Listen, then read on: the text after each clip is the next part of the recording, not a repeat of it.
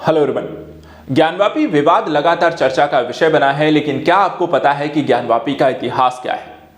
देखा जाए तो इसका इतिहास करीब 1000 साल की कहानी से समझा जा सकता है, जिसमें यहाँ पर अलग अलग समय में यहाँ पर हुए परिवर्तनों की जानकारी मिलती है, उसके साक्ष्य मिलते हैं और साथ ही साथ यहाँ पर देखा जाए तो वर्तमान विवाद की स्थिति को समझने का भी सबसे बेहतर तरीका है।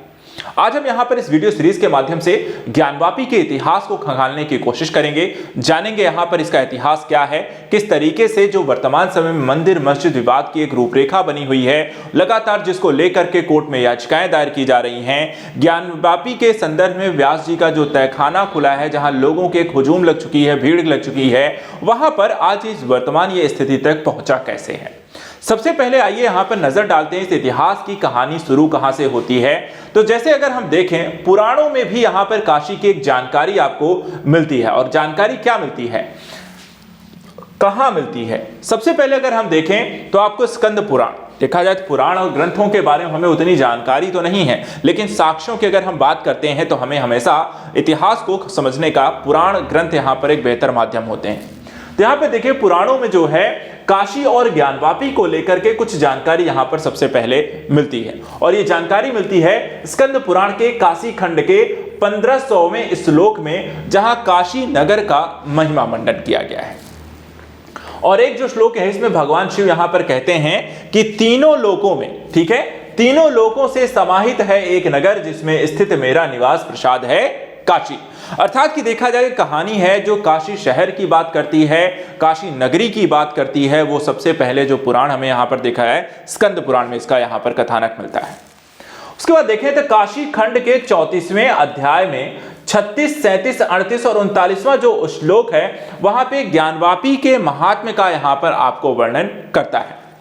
ज्ञानवापी को काशी का मूल केंद्र यहां पर बताया गया है और काशी को अब वाराणसी और बनारस के नाम से हम यहां पर जानने लगे हैं। यानी कि जो केंद्र बिंदु है, जो काशी जो नगर हम देखते हैं, उसका मध्य जो है, केंद्र बिंदु जो है, अध्यात्म है, जो सेंटर है, वो यहां पर ज्ञानवापी को बताया गया है। और इसकी भी जानकारी हमें यहां पर स्कंद पुराण में मिलती है। यानी काशी नगरी और ज्ञानवापी दोनों का जो पहला यहां पर साक्ष्य आपको मिलता है, वो हमें यहां पर स्कंद पुराण से मिलता है। इसके अलावा ज्ञानवापी जो है दो शब्दों से मिलकर बना है, ज्ञान और वापी, यानी कि मूल रूप से यहां पर देखा है इन शब्दों को यहां पर ज्ञान के कुएं के संदर्भ में इसे यहां पर बोला जाता है। तो ज्ञानवापी का मतलब होता है ज्ञान का कुआं। कहानी अब इससे आगे कहां से, पॉइंट 2 समझिएगा। दूसरा यहां पर काशी के मंदिर की जो विवाद की कहानी है, काशी विश्वनाथ मंदिर की मान्यता जो है वो कब से है, कैसे यहां पर इसके मंदिर को बनाया गया और क्या इसके साक्ष्य हैं। तो इसके लिए यहां पे देखिए, लिंग पुराण में एक घटना का यहां पर वर्णन है कि काशी नगर के ऊपर आकाश में दानव जो है एक शिवलिंग को यहां पर खींच रहे थे और तभी धरती से मुर्गे की यहां पर बांग सुनाई दी और राक्षसों ने सुबह होने के डर से शिवलिंग वहां पर गिरा दिया। स्कॉलर डायना इक के मुताबिक ये लिंग यहां पर अवमुक्त यानी वाराणसी में स्थापित हुआ और शिवलिंग को विश्वनाथ और विश्वेश्वर यहां पर कहते हैं, जिसका अर्थ है ब्रह्मांड पर शासन करने वाला। यानी काशी विश्वनाथ धाम जो है, वहां पर जो है विश्वेश्वर जो लिंग यहां पर आपको है, वो यहां पर जो है वो इस घटना से यहां पर लिंग पुराण से यहां पर इसकी हमें जानकारी मिलती है कि किस तरीके से वो शिवलिंग जो है यहां पर कैसे काशी विश्वनाथ का किस तरह की स्थापना जो हुई, उसके पीछे की कहानी क्या है। जहां शिवलिंग प्रकट हुआ, आज वहां वाराणसी के दशवामसेद देखा जाए वाई में प्लाट नंबर 9130 है, वहां ज्ञानवापी मस्जिद और उससे सटा हुआ काशी विश्वनाथ यहां पर आपको मंदिर है। तो एक तरीके से देखा जाए वर्तमान जो कहानी, जो विवाद है, जो स्थिति है, जो क्षेत्र है, वो यहां पर आपको देखा है लिंग पुराण में इसकी जानकारी वहां पर पहले से वर्णित है। इसके बाद अगर हम देखें तो यहाँ पर कुतुबुद्दीन ऐबक का यहाँ पर देखा है, कुतुबुद्दीन यहाँ पर ऐबक का हमला यहाँ पर हुआ। और इतिहासकार देखा है तो मीनाक्षी जैन की एक किताब है, fight of Dalits and rebirth of temples. तो यहाँ के मुताबिक 1194 ईस्वी में मोहम्मद गोरी के सेनापति कुतुबुद्दीन ऐबक ने विश्वनाथ मंदिर पर यहाँ पर हमला किया था और हमला करके उस मंदिर को यहाँ पर ध्वस्त कर दिया गया। यानी पहली बार जो काशी विश्वनाथ धाम के मंदिर को ध्वस्त किया गया, वो यहाँ पर कुतुबुद्दीन के द्वारा किया गया था, करीब 1100 यहाँ पर 94 में। उसके बाद यहाँ पर देखा जाए, ओम प्रकाश केजरीवाल की किताब है काशी नगरी एक रूप अनेक मुताबिक, दिल्ली सल्तनत की राजकुमारी रजिया उद्दीन ने 1236 से 1240 ईस्वी के बीच इस जगह पर रजिया मस्जिद का यहाँ पर निर्माण कराया था। यानी कि मंदिर के पहली बार टूटने की जो घटना है कुतुबुद्दीन ऐबक के द्वारा की गई 1194 में, और उसके कुछ साल बाद ही यहाँ पर देखा जाए जो 1236-40 में पहली बार यहाँ पर कोई मस्जिद आपको बनी थी जो रजिया मस्जिद के नाम से है, जो साक्ष्य मिलता है। इसके बाद 1296 ईस्वी में एक गुजराती व्यापारी जो विश्वनाथ मंदिर के दोबारा यहाँ पर निर्माण कराया, और कुछ इतिहासकार बताते हैं कि इस मंदिर में ही को यहाँ पर ही देखा जाए तो काशी विश्वनाथ धाम जो मंदिर है, मंदिर का पुनर्निर्माण जो है मूल काशी विश्वनाथ मंदिर के थोड़ा दक्षिण में करवाया गया था, यानी कि सेम जगह पे ना होकर थोड़ा सा उसको अलग जगह पे वहां पर कराया गया। अब इसके बाद देखिए दूसरी बार फिर यहां पर मंदिर को कब तोड़ा गया और तीसरी बार मंदिर को कब तोड़ा गया, किसके द्वारा तोड़ा गया, इसके पीछे की कहानी समझिए। दूसरी बार जो मंदिर यहां पर तोड़ी गई वो है जौनपुर के सुल्तान महमूद शाह सरकी ने 1436 से 1458 के इनके शासनकाल में वाराणसी के कई मंदिरों में यहां पर तोड़फोड़ की थी, जिसमें विश्वनाथ मंदिर भी यहां पर आपको शामिल था। इसके संदर्भ में जो साक्ष्य यहां पर हैं, बनारस हिंदू यूनिवर्सिटी के इतिहासकार डॉक्टर A.S. अल्तेकर अपनी किताब में हिस्ट्री ऑफ बनारस में यहां पर लिखते हैं कि अकबर के नवरत्नों में से एक राजा टोडरमल ने विश्वनाथ मंदिर का फिर से यहां पर पुनर्निर्माण कराया। यानी टूटा फिर बना, फिर टूटा फिर बना, 2 बार टूटा और 2 बार यहां पर देखा है आपको बना भी था। और अब इसके बाद जब फिर से बन गया तो एक बार फिर से इसे तोड़वाया गया, और इस बार यहां पर तीसरी बार इसे औरंगजेब के द्वारा तोड़वाया गया। औरंगजेब ने 1642 ईस्वी में शाहजहां ने काशी विश्वनाथ मंदिर को यहां पर ध्वस्त करने का एक आदेश पारित किया। हिंदुओं के भारी विरोध के बाद प्रमुख मंदिर को तो नहीं तोड़ा जा सका, लेकिन काशी के 63 छोटे बड़े मंदिरों को यहां पर तोड़ दिया गया। 1658 ईस्वी में देखा जाए तो शाहजहां के बीमार पड़ते ही सत्ता जो है औरंगजेब के हाथ में आ जाती है, और यहां पर मुस्तैद खान की किताब है मासिर ए आलमगीर के मुताबिक औरंगजेब ने 8 अप्रैल 1669 को बनारस के मंदिर स्कूलों को ध्वस्त करने का फरमान जारी किया, और यह आदेश कोलकाता में एशियाटिक लाइब्रेरी में देखा जाए तो आज भी यहां पर सुरक्षित है। इस तरीके से देखा जाए तो लगातार काशी विश्वनाथ मंदिर को तोड़ा गया है और उसको लगातार उस पर नया मस्जिद जो है बनाते चले गए। अब औरंगजेब ने यहां पे बनवाई है ज्ञानवापी मस्जिद। तो देखा जाए इतिहासकार लेखक आर्ड्रे ट्रुस्के ने अपनी किताब Aurangzeb the man and the myth में लिखा है कि ज्ञानवापी मस्जिद औरंगजेब के शासनकाल के दौरान ही यहां पर बनाई गई थी। अब मस्जिद में देखें तो पुराने विश्वनाथ मंदिर के अवशेषों को शामिल किया गया। पुराने विश्वनाथ मंदिर का ढांचा मस्जिद में किबला दीवार यानी कि काबा की दिशा की तरफ यहां पर आपको शामिल किया गया। तो जो अभी जो पश्चिमी जो दीवार यहां पर है उसमें अगर हम देखें जो साक्ष्य अभी ASI सर्वे की रिपोर्ट में मिले हैं वो यहां पर देखा है तो मंदिर के ही प्राप्त हुए हैं। और इसमें देखिए यहाँ पे आर्ड्रे ट्रुस्के के मुताबिक जो मस्जिद है वो औरंगजेब के दौर में ही है, लेकिन वो नहीं जानते कि इसे किसने बनवाया। ट्रेडिशनल यहाँ पर देखा जाए तो ड्वेलिंग्स एंड सेटलमेंट रिव्यू प्रकाशित एक लेख में वास्तुशिल्प के इतिहासकार जो हैं माधुरी देसाई ने लिखा है कि विश्वनाथ मंदिर को ज्ञानवापी मस्जिद के बहुत बाद में यहाँ पे बनाया गया है, और यह ज्ञानवापी मस्जिद के बगल में यहाँ पर आपको स्थित है। तो देखा जाए ओवरऑल जो प्रोस्पेक्टिव है, जो डेटा हमें यहाँ पर आपको बताता है कि जो मस्जिद मंदिर का जो विवाद था वो यहाँ पर काफी पुराना है, और काशी विश्वनाथ मंदिर को ही तोड़ा गया है, उसकी जगह मस्जिद बनाया गया। मस्जिद को तोड़ने के बाद जब मंदिर बना तो वापस उसे तोड़ा गया, और इस तरह की घटनाएं यहाँ पर टोटल 3 बार हो चुकी हैं। अब आइए इसके आगे की यहाँ पर कहानी को थोड़ा सा समझने का प्रयास करते हैं।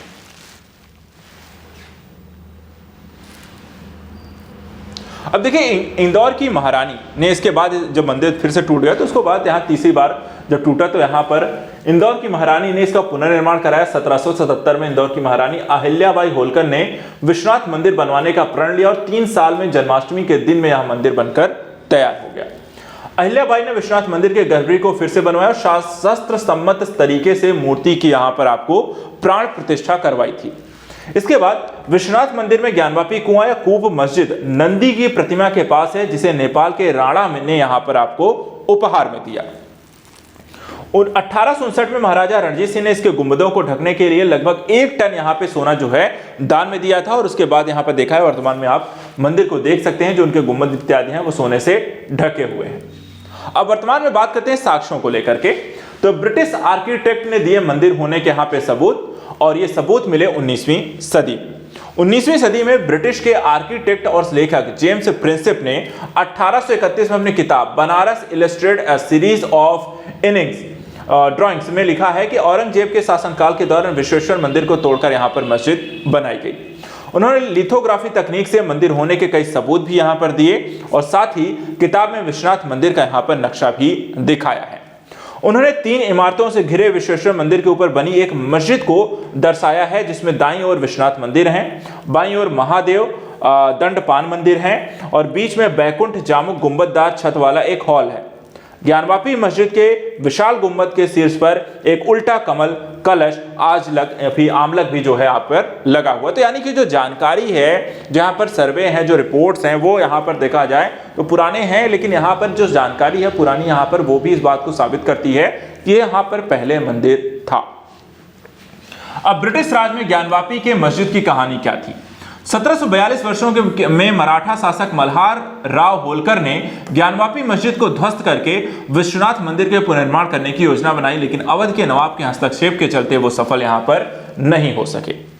18वीं सदी में की शताब्दी के अंत तक ब्रिटिश गवर्नमेंट ने नवाबों को हराकर बनारस पर नियंत्रण हासिल कर लिया और इसके बाद आजादी से पहले तक हिंदू और मुस्लिमों के पक्ष के बीच ज्ञानवापी परिसर को लेकर विवाद यहां पर सुलझाने में लगे रहे। तो यानी कि जो कहानी थी वो वर्तमान स्थिति तक जो पहुंची वो ब्रिटिशों के द्वारा उस समय के शासनकाल में किसी अन्य प्रकार के परिवर्तन न करने के कारण लगातार उनको समझा बुझाकर चीजों को शांत रखा गया। 1809 में जब हिंदुओं ने विश्वनाथ मंदिर और ज्ञानवापी मस्जिद के बीच यहां पर छोटा स्थल बनाने की कोशिश की, तब यहां पर आपको कई यहां पर दंगे होने शुरू हो गए और यहां पर इस तरह के दंगे होने विवाद का आपको पहला साक्ष्य यहां पर मिलता है ब्रिटिशों के समय में। अब आइए यहां पर बात करते हैं कि इसको मस्जिद को यहां पर मान्यता कैसे मिली और कब मिली ज्ञानवापी को। तो इसके पीछे यहां पर देखिए, ज्ञानवापी को मस्जिद की जो मान्यता दी गई 1883-84 में यहां पर देखा जो पहला जिक्र है राजस्व दस्तावेजों में जामा मस्जिद ज्ञानवापी के तौर पर दर्ज किया गया। इसी के आधार पर 1936 में एक मुकदमा यहां पर आपको दायर किया गया था। 1937 में ज्ञानवापी को एक मस्जिद के रूप में मान्यता दी गई और बाद में अदालतों ने भी यह फैसला माना कि मस्जिद में 15 अगस्त 1947 के पहले से नहीं है, बल्कि 1669 में जब यह बनी तब से यहां पर आपको नमाज पढ़ी जा रही है, इसलिए यहां पर इसे मस्जिद होने का एक कह सकते हैं स्वीकार्यता यहां पर प्रदान कर दी गई। उधर इस दौर में मंदिर प्रबंधन पंडितों महंतों के एक वंशागत समूह के द्वारा किया जाता था और महंत देवी दत्त की मृत्यु के बाद उनके उत्तराधिकारी से विवाद यहां पर उत्पन्न हो गया। 1900 में उनके बहनोई और पंडित विश्वेश्वर तिवारी ने एक मुकदमा दायर किया, जिसके बाद उन्हें मुख्य पुजारी यहां पर आपको घोषित किया गया। तो एक तरीके से यहां जो विवाद की जो स्थितियां थी मंदिर को लेकर अलग तरीके से उत्पन्न हो गई थी, पुजारी और महंत को लेकर। दूसरी तरफ यहां पर न्यायालय के द्वारा मस्जिद को एक मान्यता प्रदान कर दी गई थी और राजस्व अभिलेखों में देखा जाए तो यहां पर मस्जिद के तौर पर उसे दर्ज कर दिया गया था। इसके बाद ज्ञानवापी विवादों में यहां पे राजनीति की एंट्री कब से होती है? स्वतंत्रता के पश्चात 1959 में अखिल भारतीय प्रतिनिधि सभा ABPS ने काशी का मुद्दा उठाया। मस्जिदों में तब्दील मंदिरों के मुद्दों पर यहां पर एक प्रस्ताव को अपनाया गया। इसके बाद 1984 में काफी सालों बाद एक बार फिर से विहिप ने दिल्ली में अपनी धार्मिक संसद का आयोजन किया। अयोध्या, काशी, मथुरा तीनों हिंदू मंदिरों पर दावा ठोंकते हुए राष्ट्रव्यापी प्रस्ताव लाया गया यहां पर। इनको यहां पर एक तरीके से पुनः यहां पर मंदिर बनाने का विचार रखा गया। 1980 के दशक में गति पकड़ने वाले राम मंदिर आंदोलन के दौरान काशी विश्वनाथ धाम, मथुरा केशव राय मंदिरों के मुद्दे भी यहां पर उठाए गए। अयोध्या बस झांकी है, मथुरा काशी बाकी है मंदिर आंदोलन के प्रसिद्ध नारों और स्लोगन के साथ देखा जाए तो यहां पर इसे आगे बढ़ाया गया। अब देखें जो व्यास जी का तहखाना और व्यास जी परिवार जो है उसके बारे में कहानी क्या है, उसको लेकर वर्तमान समय जो विवाद है, जो चर्चा का विषय है, वो भी समझिए। वाराणसी डिस्ट्रिक्ट कोर्ट के आदेश पर ज्ञानवापी मस्जिद के भीतर हिंदू पक्ष को व्यास जी के तहखाने में पूजा की अनुमति मिली है और 1993 में यहाँ पूजा पाठ पर रोक लगा दी गई थी। तो जो लास्ट यहाँ पर पूजा पाठ हुए थे 1993 में हुए थे, उसके बाद से यहाँ पर पूजा नहीं हुई थी, जो फाइनली यहाँ पर एक बार फिर से इसकी अनुमति दी गई है। सोमनाथ व्यास के नाती शैलेंद्र कुमार पाठक व्यास के मुताबिक उनके नाना दिसंबर 1993 तक पूजा अर्चना करते थे और उनका परिवार 1551 से काशी विश्वनाथ मंदिर से ही यहां पर आपको जुड़ा हुआ है। व्यास जी तहखाना ज्ञानवापी मस्जिद के बैरिकेड वाले दक्षिणी हिस्से में स्थित है और यह तहखाना काशी विश्वनाथ धाम परिसर के गर्भगृह में देखा जाए तो आपको यहाँ पर स्थित है और नंदी के मूर्ति के ठीक यहाँ पर आपको देखा जाए तो सामने आपका व्यास जी का तहखाना आपको स्थित है। ये पूरा जो इतिहास है अभी तक देखा जाए, वर्तमान जो स्थिति है वो कुछ ऐसी है कि ज्ञानवापी का मंदिर और मस्जिद का संदर्भ जो विवाद है वो हजारों साल पुराना है और यहाँ पर लगातार मंदिर को तोड़कर मस्जिद बनाई गई और किस तरीके से मस्जिद को यहाँ पे प्राथमिकता मिली है, मान्यता मिली है, ये उसकी यहाँ पर कहानी है। इन फ्यूचर यहाँ पर इसको लेकर नई अपडेट को लेकर हम डिस्कस करेंगे, लेकिन इतिहास के संदर्भ में ये जानकारी यहाँ पर हम सभी को होनी चाहिए। फिलहाल आज के लिए इतना ही। Thank you so much and good luck.